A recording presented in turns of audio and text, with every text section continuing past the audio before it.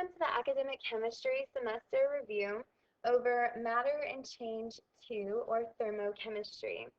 Have out your hot pink review sheet and a periodic table to guide you. Now, to help you with this section, I want to go ahead and label the heating curve for water. It's very important that you have this memorized in order to be successful in this subject area, okay? So when I see something like this, the things that you immediately need to know is that the first diagonal line represents a solid. The second diagonal line represents a liquid. And the last diagonal line represents a gas. Okay? So as thermal energy is being added, the temperature goes up. Okay? So this creates these different phase changes. Now, in order to go from a solid to a liquid, so if we're going in this direction, known as an endothermic process,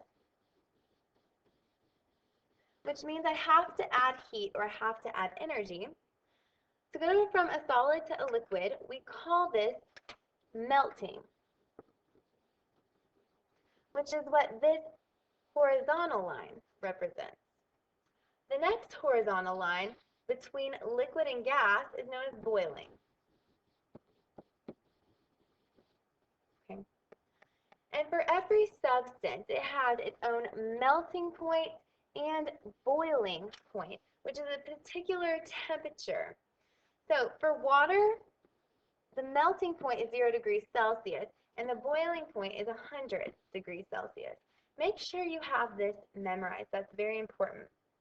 Okay, so going in the opposite direction, which is the exothermic direction,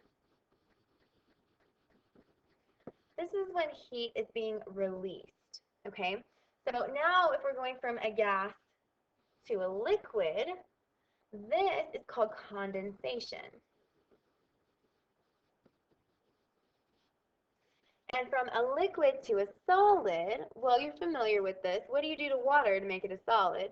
You stick it in the freezer, so you freeze this. Okay.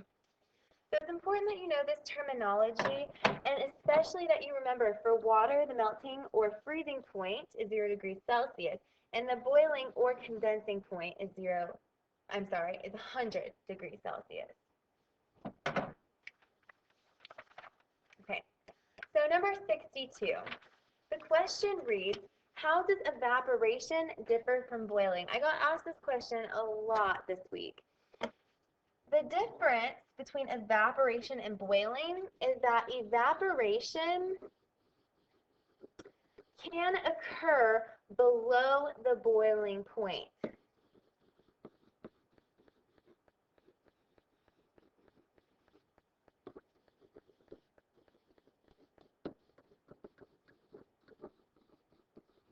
Okay, so evaporation is when something's going from a liquid to a gas, but it's happening below the boiling point. And the second difference, remember that there's two, is that evaporation occurs on the surface of a liquid.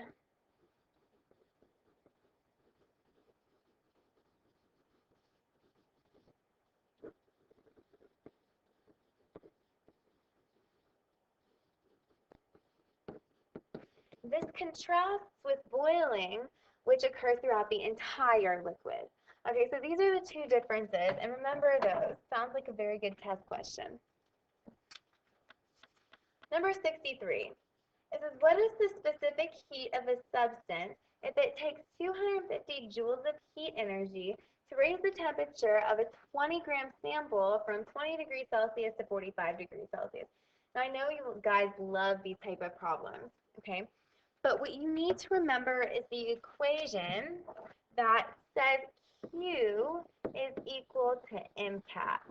Well, what does that stand for? Okay, and I'm going to tell you the different variables. Q is your heat energy, and its unit is joules. M is mass, and its unit is grams. C is known as the specific heat. This is a constant, and it's particular for each type of substance. So water will have its own specific heat. Ice will have its own specific heat. This is all dependent on the substance. And its unit is joules divided by grams times degrees Celsius. I realize this is strange, but that is the unit for specific heat. And lastly, delta T is change in temperature. And its unit is in degrees Celsius. Okay? And change in temperature, what does that mean? It just means the final temperature minus the initial temperature. Okay? So if we're going to solve this problem, it's important that we know all the variables and what they stand for, so that I can plug them into the equation and solve.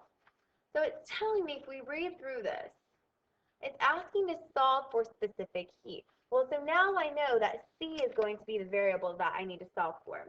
It's saying it takes 250 joules of heat energy. So I'm going to start plugging this in. To raise the temperature of a 20-gram sample, so my mass is 20 grams. I don't know what C is. And it says the sample was at 20 degrees Celsius, and it wants to be raised to 45 degrees Celsius. Okay, so this is a temperature change of 25 degrees Celsius. 45 minus 20 is 25. That's where I get the change in temperature. So now, all I have to do is solve this algebraically. So, 250 is going to equal 20 times 25, which gives me 500, times C. And now I need to solve for C by dividing both sides by 500.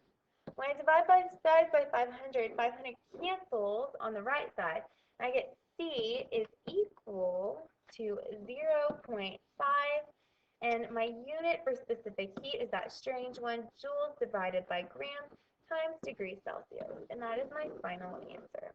Okay, so all you have to be able to do for these type of problems is to read the problem, know what equation to use, and what the variables are. Okay, moving on to number 65. This is a very commonly missed question in class, and I was asked about it quite a bit. So I'm going to go ahead and work this out with you. It says, how much heat energy in joules must be removed to change 10 grams of steam at 150 degrees Celsius to water at 60 degrees Celsius? Okay, well, the difference between this one and the last one is that a phase change actually occurred, meaning it's changing from a gas to a liquid here. Do you remember that heating curve that we labeled? This is the same thing. Okay, so let's label this accordingly.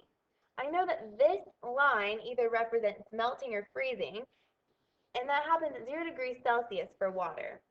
And that this line represents 100 degrees Celsius, known as the boiling or the condensing point. Okay? Now, it's very important that you label this because these problems are all based on this temperature change, that it's moving from 150 degrees Celsius to 60 degrees Celsius.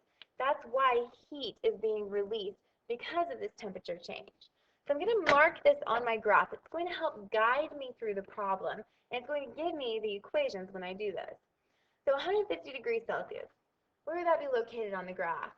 Well, it's up here, above 100 degrees, right? So 150 degrees Celsius is here. Then 60 degrees Celsius is below 100, which is about there. So I'm moving downward. What does this mean? This means this is an exothermic reaction, and that energy will be released. So my answer must be negative. Okay? By labeling this, it tells me how many steps I'm going to use. I'm going to use 1, 2, 3 steps to solve this problem, and the equations are right there for me. Okay? So step 1, right here.